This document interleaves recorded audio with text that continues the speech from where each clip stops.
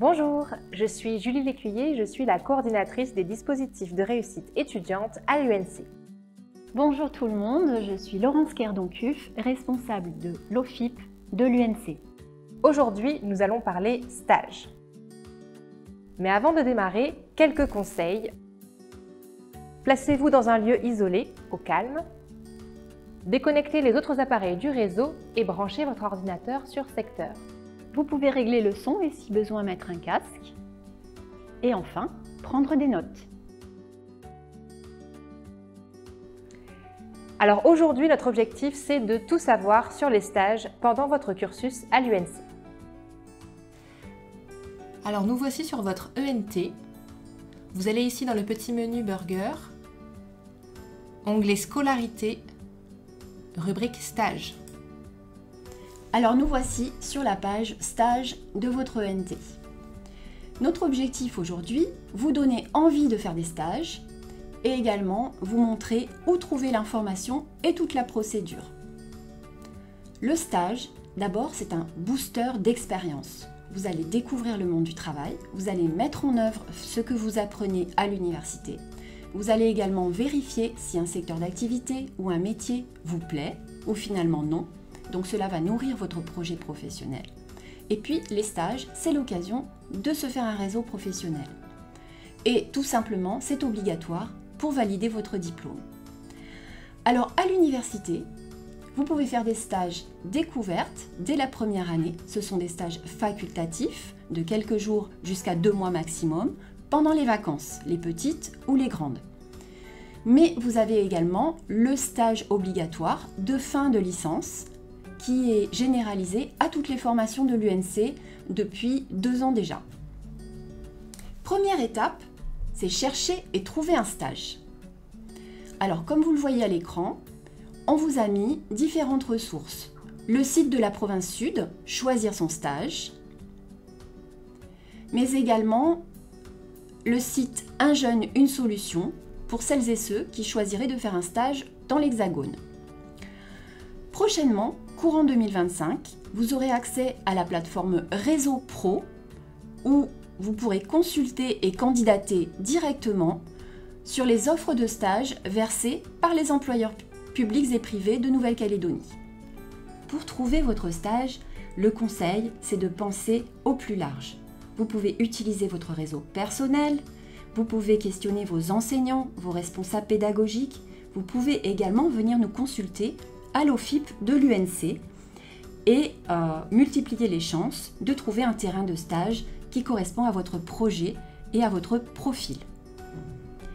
Si vous souhaitez réaliser un stage dans une école ou dans un établissement du second degré, il faudra que vous fassiez la demande auprès de l'INSPE de l'UNC. Et ici, vous avez l'adresse secrétariat.inspe@unc.nc. Cela est valable pour les stages d'observation ou face-à-face pédagogique, en classe ou au collège et lycée. Comme vous le voyez, nous avons également mis de la ressource à votre disposition.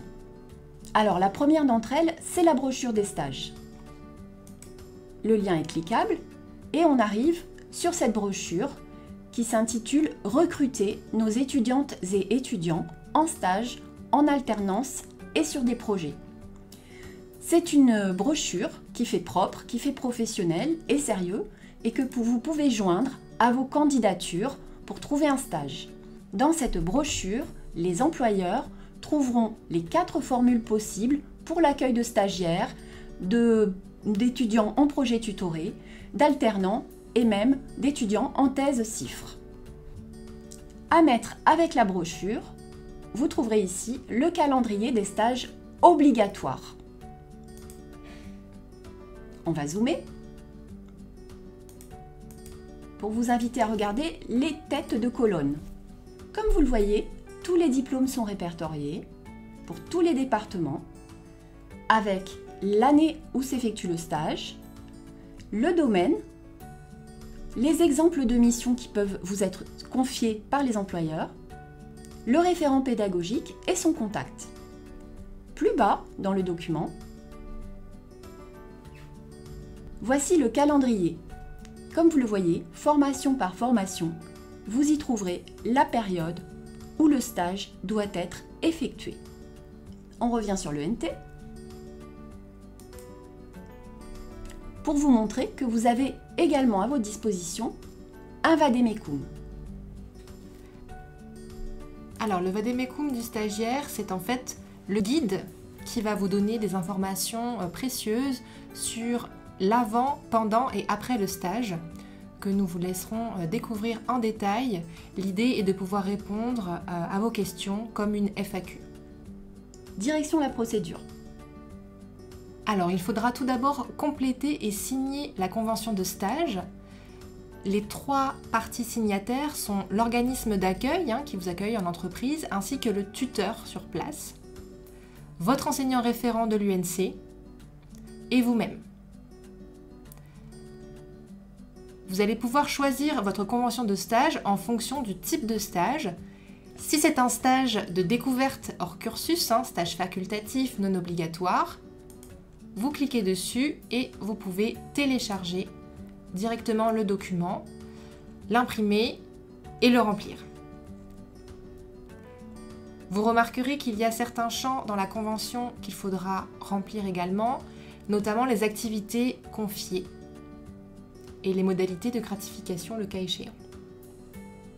Si c'est un stage dans le cadre de votre formation, un stage obligatoire dans le cursus de licence, vous pouvez obtenir la convention pour un stage en Nouvelle-Calédonie ou hors du territoire. Pour un stage en Nouvelle-Calédonie, la convention de stage se présente de cette façon. Donc il faut bien remplir tous les champs et de la même manière que pour la précédente, les activités qui vous seront confiées, les compétences à acquérir ou à développer dans le cadre du stage. Et la durée du stage précise. Si c'est un stage hors territoire, hors Nouvelle-Calédonie, vous avez la possibilité de télécharger et remplir le document en français ou en anglais. Ici pour la convention en français et ici pour la convention en anglais. Avec à chaque fois les mêmes champs à remplir sur les activités et les compétences, ainsi que la gratification. Alors justement, quand on parle gratification, une petite précision s'impose. En Nouvelle-Calédonie, les stages ne sont pas rémunérés, sauf si vous effectuez votre stage au moins 2 mois dans un service de l'État. Dans tous les autres cas, il n'y aura pas de rémunération. En revanche, si l'employeur qui vous accueille en stage est satisfait de votre travail, il peut faire le choix de vous verser une gratification. Alors une fois que l'organisme d'accueil en entreprise ainsi que votre tuteur de stage, l'enseignant référent et vous-même avez signé la convention, vous devez vous rendre à la CAFAT, au guichet des professionnels. Donc avec la fameuse convention signée et imprimée en 2 exemplaires, puisque la CAFAT va en conserver un, ainsi qu'un moyen de paiement, puisque vous allez devoir payer une attestation d'assurance volontaire obligatoire pour faire un stage qui vous couvre pour les accidents du travail et les maladies professionnelles. C'est pour ça qu'il faut penser à avoir une carte bancaire ou un chèque, mais pas d'espèces qui ne seront pas acceptés. Si vous rencontrez des difficultés financières, pensez à vous signaler auprès de la MDE, la Maison des étudiants sur Nouville, qui pourra éventuellement prendre en charge des frais, ou en tout cas trouver une solution adaptée à votre situation. Une fois que vous êtes allé à la CAFAT, vous renvoyez la convention signée, ainsi que l'attestation d'assurance volontaire à dev-bve-unc.nc, où vous pouvez déposer le document à l'accueil général.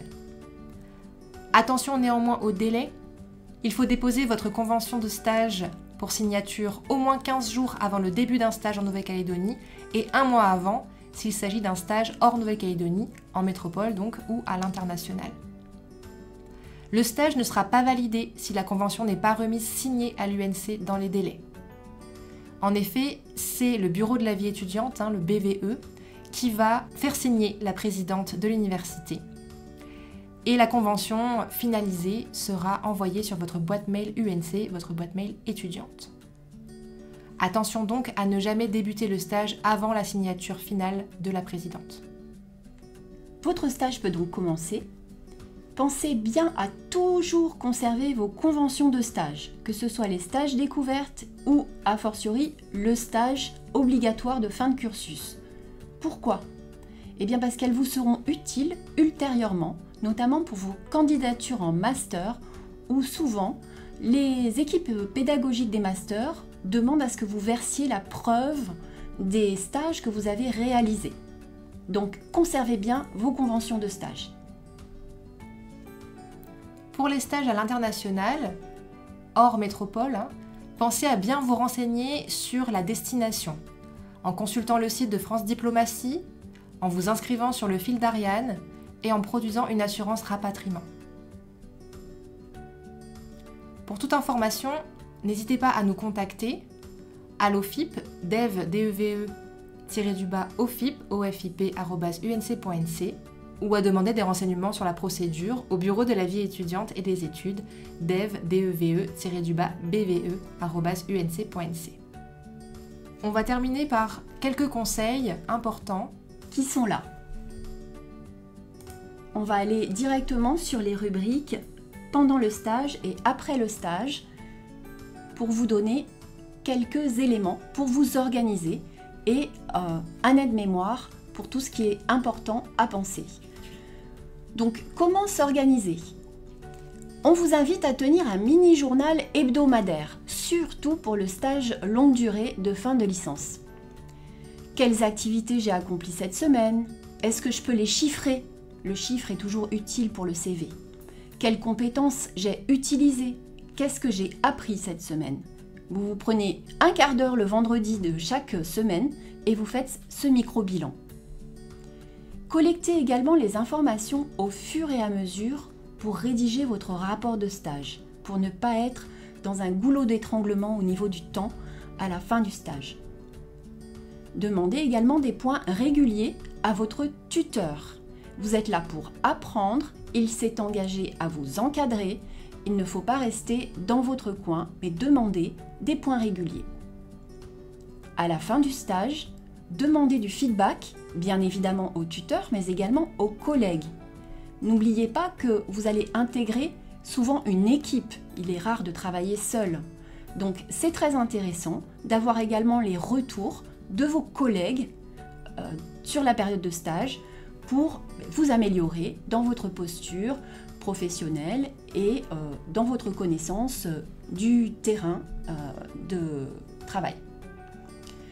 Même si le stage n'a pas été le stage de vos rêves, partez en bons termes avec les personnes avec lesquelles vous avez travaillé pour garder une bonne réputation.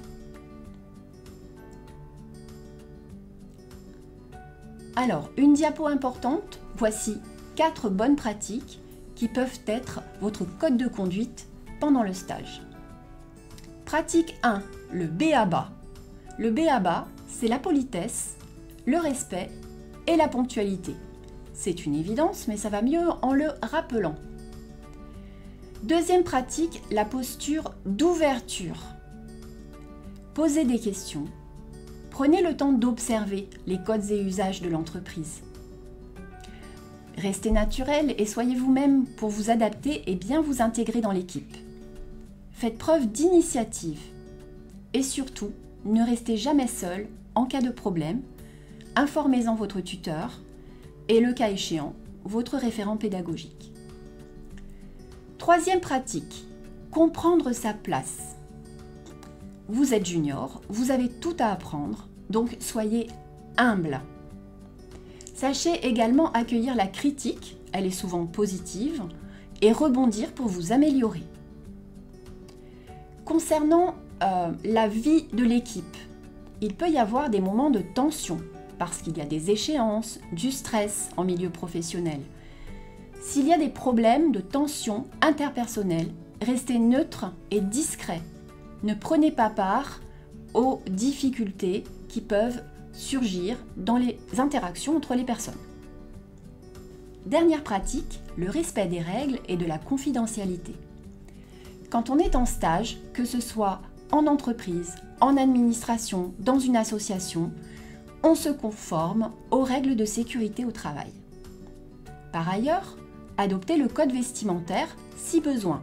Il peut y avoir des terrains de stage où vous devrez porter une blouse, des chaussures de sécurité, un uniforme, un badge, etc. Enfin, toujours demander l'autorisation d'utiliser les données de l'employeur, notamment pour rédiger votre rapport de stage et les utiliser lors de la soutenance.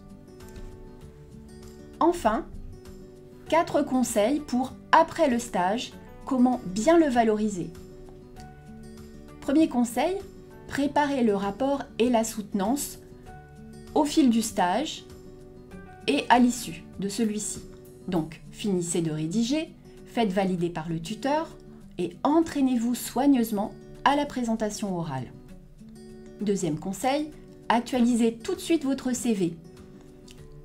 Un stage égale une ligne de plus sur le CV, donc n'hésitez pas, faites-le, enrichissez les rubriques expérience et compétences de votre CV qui sera ainsi toujours à jour. Troisième conseil, s'auto-évaluer. Faites ce petit exercice réflexif qui est bien utile. À l'issue de ce stage, qu'ai-je appris? Quelles sont mes nouvelles compétences? En quoi est-ce qu'elles vont servir mon projet d'études et professionnel? Notez bien que le tuteur doit transmettre directement la fiche d'évaluation au référent pédagogique sans passer par vous. Quatrième et dernier conseil, entretenez votre nouveau réseau.